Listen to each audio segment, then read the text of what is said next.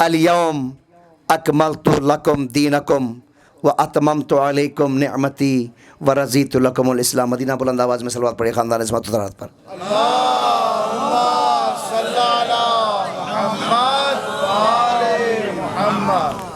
آج کا جو پروگرام ہے یہ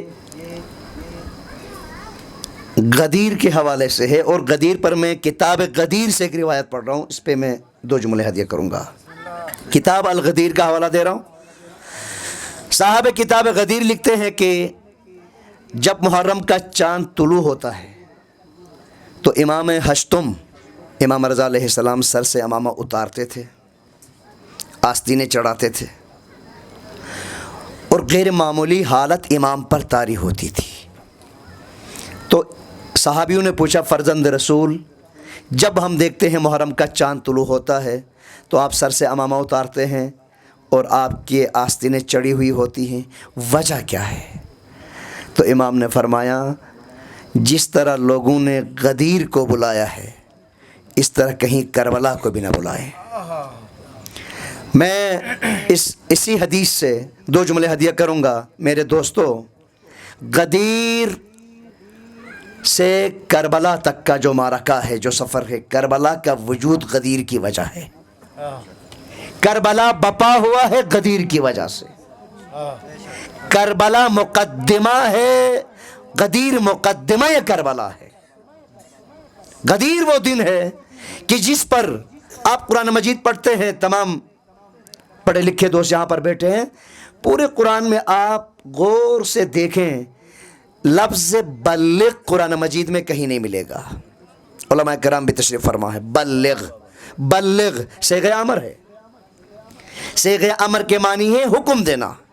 پورے قرآن مجید میں ایک جگہ پر پروردگار عالم فرماتا ہے بلغ، یا ایھا الرسول بلغ۔ پورے قرآن مجید میں آپ سرچ کریں تو ایک جگہ نہیں ملے گی جہاں پر پروردگار عالم نے محمد کے لیے وَإِن لَمْ تَفْعَلْ کہا ہو، سوائے اس آیت کے اندر۔ وَإِن لَمْ تَفْعَلْ بھی اسی آیت میں، بلغ بھی اسی آیت میں۔ وجہ کیا ہے؟ کہیں طٰہٰ، کہیں یاسین، کہیں مزمل، کہیں مدثر، اے میرے سید و سردار، اے میرے طیب و طاہر۔ کہیں پر کہتا ہے قم اللیل الا قلیلا، اے محمد نماز پڑھیے مگر ذرا کم پڑھیے، آپ تھک جاتے ہیں تو مجھے لطف نہیں آتا۔ ایسے محمد سے اللہ کہہ رہا ہے، کیا کہہ رہا ہے؟ بلغ۔ اقیم الصلاۃ میں بلغ نظر آئے گا؟ میں میسج دے رہا ہوں، آپ سنیں۔ اقیم الصلاۃ میں بلغ کا لفظ استعمال نہیں ہوگا۔ ان سے کہہ دو نمازیں پڑھیں، ان سے کہہ دو زکوٰۃ دیں، ان سے کہہ دو روزہ رکھیں، ان سے کہہ دے حج کریں، بلغ نہیں ملے گا۔ اور ان سے کہہ دے حج کریں وَإِن لَمْ تَفْعَلْ، ایسا بھی نہیں ملے گا۔ سوائے آیت ولایت میں لفظ بلغ بھی استعمال ہوتا ہے، وَإِن لَمْ تَفْعَلْ بھی استعمال ہوتا ہے۔ کتنی بڑی آیت ہے جس کی وجہ سے آج کفار مایوس ہو رہے ہیں۔ وَإِن لَمْ تَفْعَلْ فَمَا بَلَّغْتَ رِسَالَتَهُ، اگر ایسا نہیں کیا تو رسالت ادھوری رہے گی۔ کرنا کیا تھا؟ بس اتنا تھا کہ 3 دن حاجیوں کو روک کے رکھا۔ ایک جملہ کہنا اور مجلس تمام کر رہا ہوں۔ 3 دن حاجیوں کو روک کے رکھا۔ بلال، جی مالک ذرا بلائیے ان سے، کیا کہوں مالک؟ کہیے حی علی خیر العمل۔ بلال کھڑا ہوتا ہے، آواز بلند تھی۔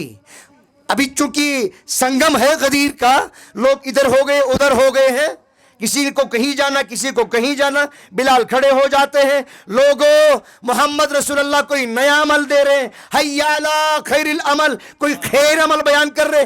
لوگ چون و چرا میں مبتلا ہو گئے، ابھی تو حج کر کے آئے ہیں، اب کون سا خیر عمل بیان ہو رہا ہے؟ واپس آ گئے تمام حجاج کرام۔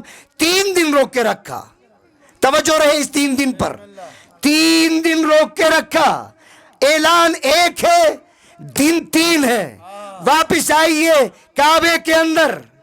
کعبے میں علی پیدا ہوئے، یہی علی جس کے لیے غدیر کی تپتی ریت اور تپتی دھوپ میں حاجیوں کو 3 دن رکھا. واپس آئیے کربلا میں, اس میں کعبے میں 3 دن علی کو کعبے کے اندر بٹھا دیا. وجہ سمجھتے ہو؟ وہی پروردگار جس نے علی کو مظہر بنایا ہے, اسی پروردگار نے 3 دن کعبے کے اندر کیوں رکھا؟ آپ پوچھئے کیوں رکھتا ہے؟ میں کہتا ہوں, جس وقت فاطمہ بنت اسد کعبے کی طرف جا رہی تھی, کوئی راوی نہیں تھا جس نے فاطمہ کو دیکھا ہو. کوئی راوی نہیں تھا جس نے فاطمہ کو دیکھا ہو کہ وہ کعبے میں چلی گئی. صرف ایک آدمی تھا جس نے فاطمہ کو دیکھا, اس کا نام ہے حضرت عبد المطلب. راوی ایک ہے. اگر ایک ہی روایت پر صرف ایک راوی کو دیکھنے کے بعد فاطمہ بنت اسد کعبے سے نکل جاتی, علی کعبے میں پیدا ہو جاتے, تو لوگ آج کہتے تو علی کعبے میں پیدا ہی نہیں ہوئے, سب جھوٹ بول رہے. خبر واحد ہے, ایک آدمی نے دیکھا. کون کہتا علی کعبے میں پیدا ہوا؟ توجہ ہے. کون کہتا ہے علی کعبے میں پیدا ہوا؟ خبر ایک ہے. خبر کذب بھی ہو سکتی ہے, خبر جھوٹی بھی ہو سکتی ہے. ایک آدمی نے کہا ہے, ایک آدمی کو ہم نہیں مانتے. اس لیے پروردگار نے کہا فاطمہ تو 3 دن اندر بیٹھی رہے, جب تک پورا مکہ اطراف کا جمع نہیں ہو جاتا. 3 دن بیٹھے رہے, سارے جمع ہو جائیں گے. جتنے جمع ہو جائیں گے ان سب کو میں مبلغ بناؤں گا. ان سب وہ سب جا کر اپنے اپنے محلوں میں تقریر کر کے کہیں گے کہ علی کعبے میں پیدا ہوا ہے. مبلغ بنا دیا. اور ایسے ہی غدیر کے اندر 3 دن بٹھا دیا. اعلان 1 دن 3. میں پوچھتا ہوں یا رسول اللہ بس من کنت مولا کہنا ہے, 3 دن کیوں؟ کہا ابھی 3 دن اس لیے روکوں گا, یہ جتنے حاجی یہاں پر 1.25 لاکھ جمع ہیں یہ دیر سے جائیں گے نا گھروں کو. دیر سے جائیں گے تو ہر محلہ وہاں پر پوچھے گا تم دیر سے کیوں آئے ہو, تو وہ ہر محلے والا اپنے محلے میں مبلغ بن کر جائے گا اور وہ یہ اعلان کرے گا علی کی ولایت کا غدیر میں اعلان ہوا تھا اس لیے دیر سے آ گئے.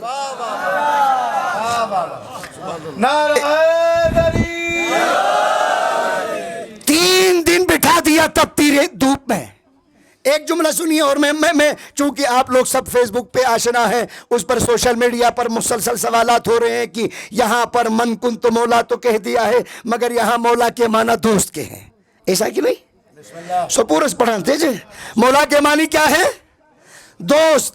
اب میں اپنے بچوں کو سمجھا رہا ہوں ہے کیا مولا کسے کہتے ہیں. اب میں یہ بھی نہیں بیان کر کے جاؤں گا تو یہ پوری محنت ضائع ہو جائے گی, شاید کتنے گھنٹے ہو. مولا کے معنی کیا ہے؟